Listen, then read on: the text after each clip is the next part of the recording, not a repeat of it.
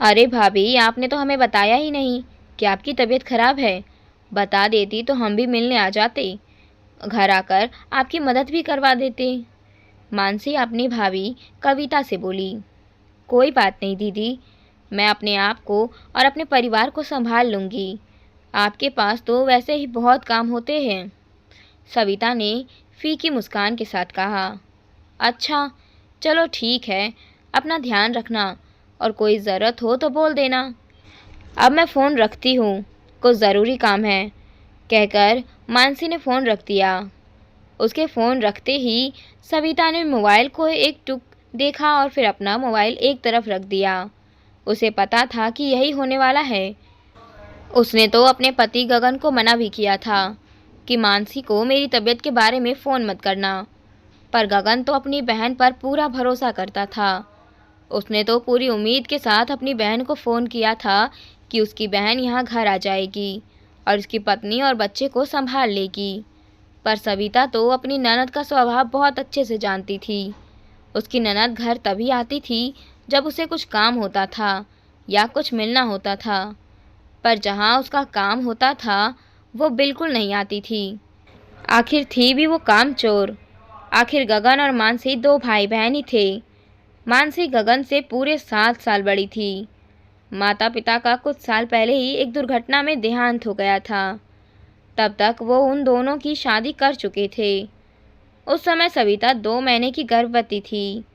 पहले बच्चे के समय तो फिर भी सास ने सब कुछ संभाल लिया था, लेकिन अब कौन करता। सविता की माँ भी अक्सर बीमार रहती थी। भाई भाभी तो सविता के भी नहीं थे, बस एक बड़ी बहन थी जो दूसरे शहर में रहती थी। इस बार कैसे क्या होगा, ऊपर से बेटा भी अभी 3 साल का ही था। ये सोच सोच कर सविता परेशान रहने लगी थी। आखिर गगन ने उसे समझाया कि वो दीदी को बुला लेगा तो दीदी सब आकर संभाल लेगी।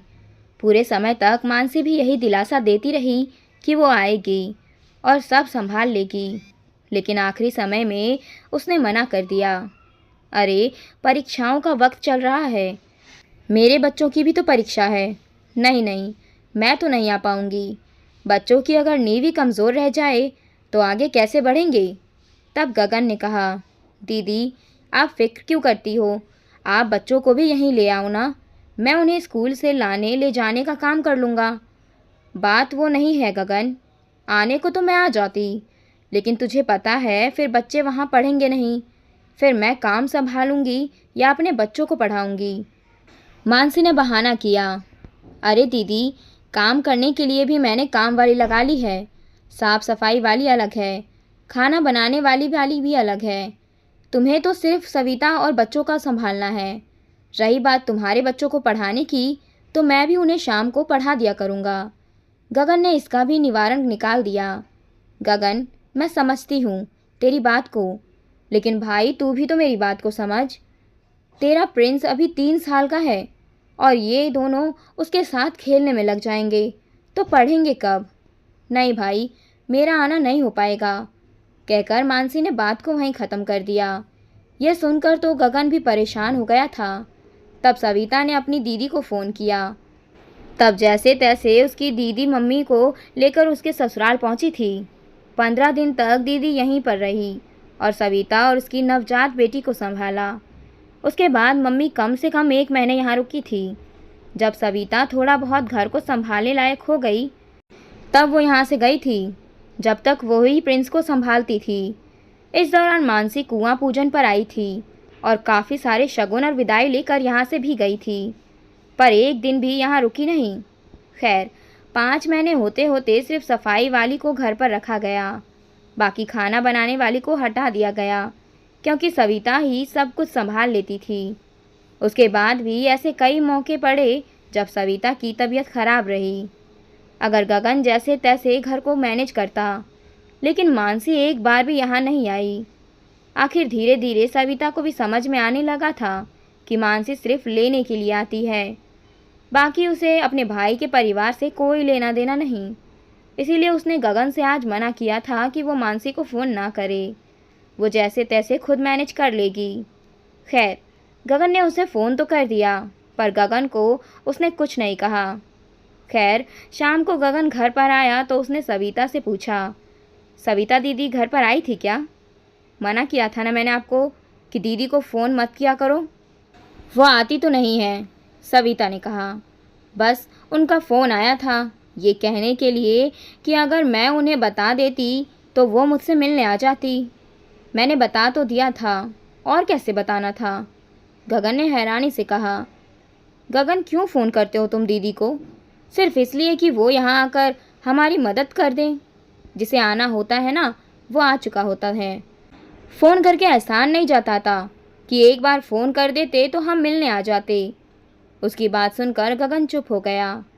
आखिर सविता गलत तो नहीं कह रही थी। पापा मम्मी के जाने के बाद ऐसे कई मौके पड़े, लेकिन मानसी ने कभी आकर उन्हें नहीं संभाला। खैर कुछ दिनों बाद प्रिंस का जन्मदिन आया। सविता और गगन ने कोई बड़ा सेलिब्रेशन नहीं रखा, बस घर पर ही कुछ अच्छा सा बनाने का सोचा था। लेकिन दिन में सविता की मम्मी पापा घर पहुंच गए। साथ में दीदी और उनके बच्चे भी थे। मम्मी पापा अपने साथ केक लेकर आए थे और तोहफे लेकर आए थे। उन्होंने खुद प्रिंस का बर्थडे केक कटवाया और उसके बाद सविता उसकी दीदी ने मिलकर रसोई में अच्छा सा खाना बना लिया और फिर सब ने एक साथ मिलकर खाया और काफ़ी सारे फ़ोटो भी क्लिक किए। उसकी दीदी ने सारे फ़ोटो अपने व्हाट्सएप पे अपलोड कर दिए, जिन्हें मानसी ने रात को देखा। इन फ़ोटो को देखकर वो गुस्सा हो गई और दूसरे दिन सुबह सुबह ही गगन के पास घर पर पहुंच गई। उसे सुबह सुबह घर पर देखकर वो लोग भी हैरान रह गए। तब मानसी ने कहा, अब तुम लोग मुझे अपने परिवार का हिस्सा नहीं समझते हो ना? बेटे का जन्मदिन मना लिया पर मुझे बुलाया तक नहीं। तब उन्हें याद आया कि दीदी ने फ़ोटो स्टेटस पर अपलोड किए थे और दीदी का नंबर भी मानसी के पास है। गगन ने हंसते हुए कहा, नहीं दीदी, हमारा तो कोई सेलिब्रेशन करने का विचार ही नहीं था। वो तो उसके नाना नानी और मौसी यहाँ आ गए थे और अपने साथ केक भी लेकर आए थे, तो केक काटा था। वाह भाई, अब तो बीवी के लिए मुझसे झूठ बोल रहा है। क्या मेरा इतना सा भी हक नहीं है तुम लोगों पर? क्या तोहफे नहीं देती मैं तुम्हारे बेटे को, जो बीवी के मायके वाले ज़रूरी हो गए, और मैं कुछ भी नहीं? आखिर जब मानसी ने ऊटपटांग बोलना शुरू कर दिया तब गगन ने कहा, दीदी आप बात को समझने की कोशिश क्यों नहीं कर रही हो और बात को कहाँ से कहाँ लेकर जा रही हो? अगर हक की बात ही थी तो आप खुद आती प्रिंस को बर्थडे सेलिब्रेट करने के लिए, जैसे वो लोग हक से आए। और दूसरी बात, बुलाने पर आप आती हैं कभी? हमारे परिवार को कई बार आपकी ज़रूरत पड़ी और हमने मदद के लिए आपको बुलाया, पर आप कितनी बार आई? आखिर गगन ने भी मानसी को खरी खरी सुना दी। ये सुनकर मानसी मुंह फुलाकर अपने ससुराल रवाना हो गई, पर वो इस बात को मानने को तैयार नहीं थी कि उसने भी गलती की थी। पर इस सब के बाद उन दोनों का रिश्ता भी सिर्फ नाम मात्र ही जितना रह गया था।